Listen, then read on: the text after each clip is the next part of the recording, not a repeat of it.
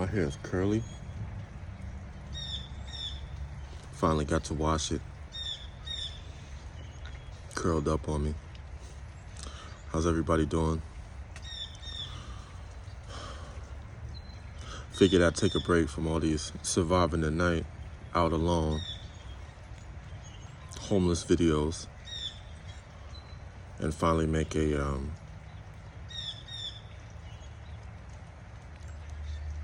video about something that's been on my mind when I'm not in struggle and survival mode.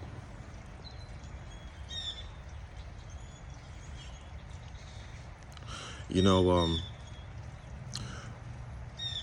I've been on semen retention for almost 8 months, about 8 months, somewhere around there.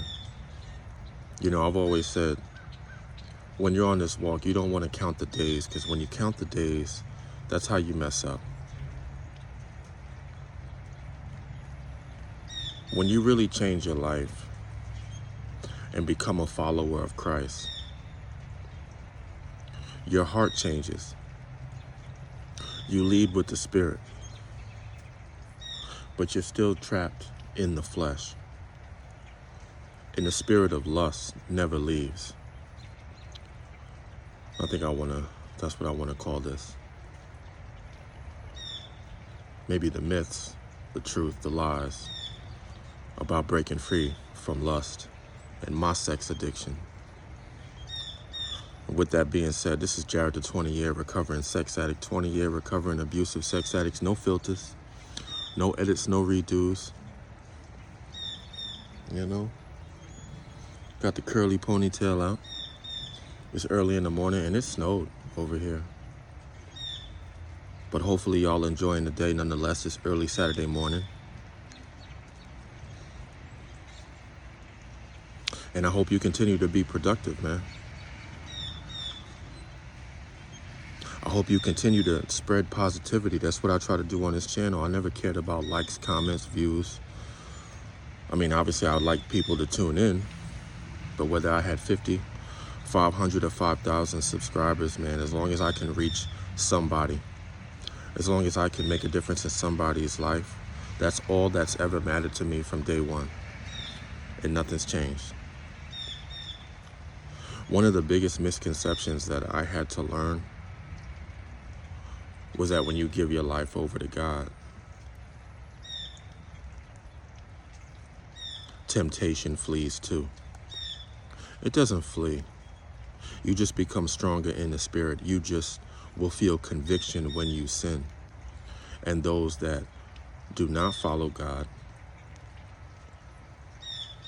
you'll be able to sin freely. That's the truth. You'll be able to go about the world, love the worldly pleasures, love the sins of the flesh, and you'll feel no harm. You'll feel no wrong. You'll feel no wrongdoing.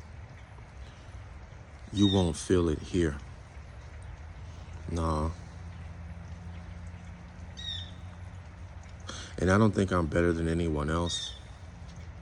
And truth be told, my biggest sin that I struggle with each and every day is cursing. Someone pointed that out to me on my last upload. You know who you are, man. Appreciate it. But listen, I drive a truck all throughout a major metropolitan city. I get middle fingers and cursed at all day long. Not all day long, but every day virtually. So it's kind of hard to stop that. The craziest thing was when I didn't have this job and I wasn't around anyone and I was homeless, I truly didn't do anything. It was easiest because I was always by myself. But the more you integrate yourself in society, the more you'll do battle.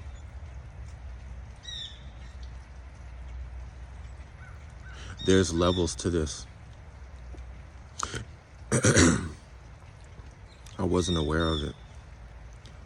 You know, the devil don't come for the ones that sinning, man. He already got them in his pocket.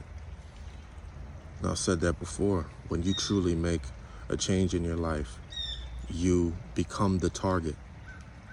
The spiritual world sees you. God sends his angels to protect you, but you will be tried. You will be marked. You will face battles from the devil, and God may may give you battles to fight too, to level you up, because the blessing is around the corner and he's the only one that knows. If you look at what's going on in society today, you see the falling away is active, is as strong as ever. And a lot of people will stray from this path. But I don't have a choice. I don't have a choice.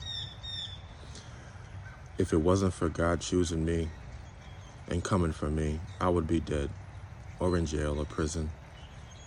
I know I wouldn't be prospering the way I am now. Things might have been hard for me along this road, but with God by my side, there's nothing I can't face, no matter what hardship lays in front of me. I'm pouring my heart out to y'all because I don't have anyone else to do that. Here's one thing that's crazy about my sex addiction. Now, I don't want to talk too long, so I really want to get this out to y'all.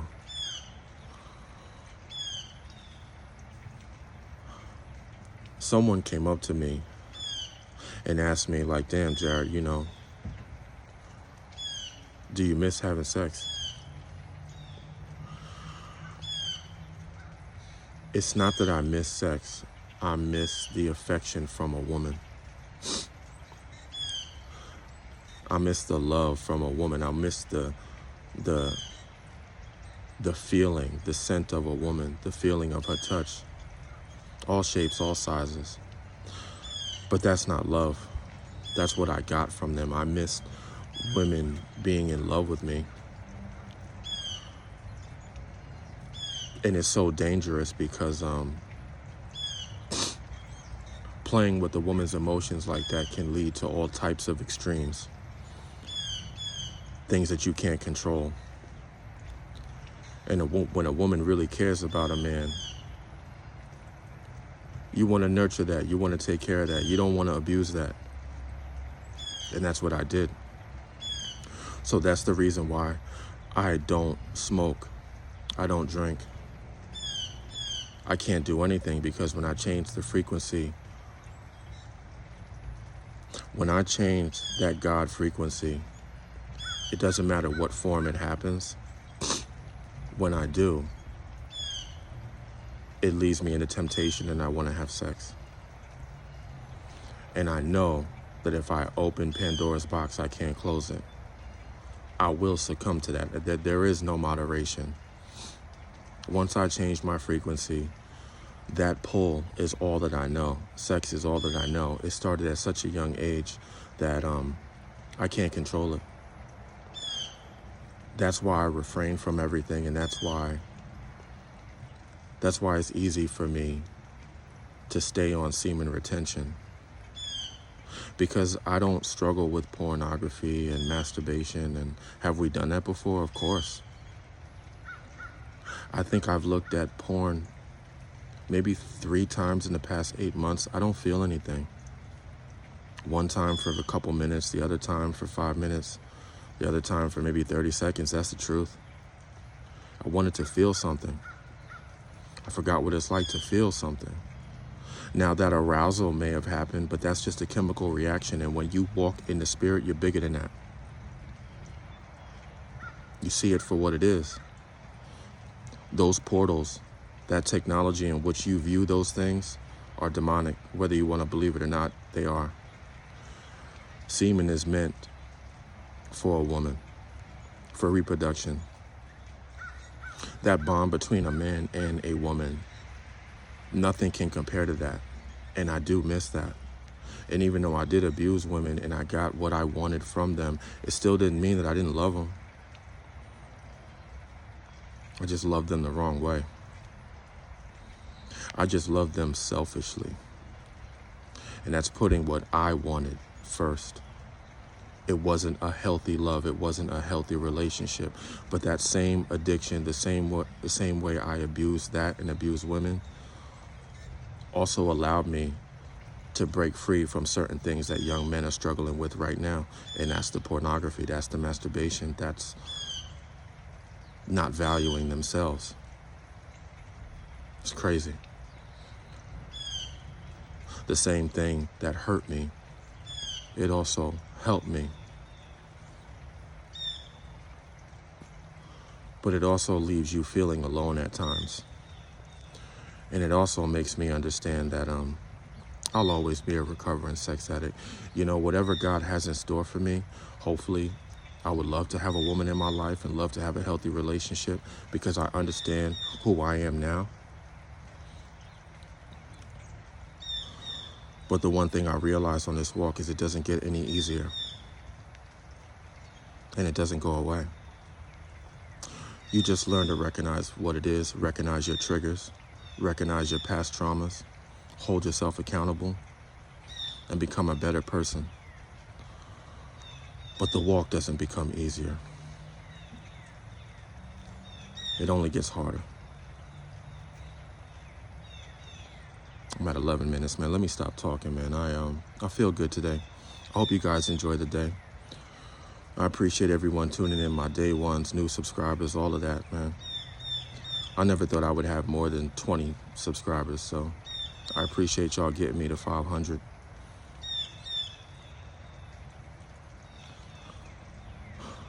I love each and every one of y'all. Even the ones that watch my channel that got no love for me at all. Past women. People who hide their subscriptions. People who make mean comments, man. I love all y'all. I hope all y'all have a blessed day, man. You know my name, you know my slogan. Jared, the 20-year recovering sex addict, 20-year recovering abusive sex addict. No filters, no edits, no nothing. Discernment over delusion. Live and stand for something greater than one's own self-gratification. Man, I love y'all. And I'm out.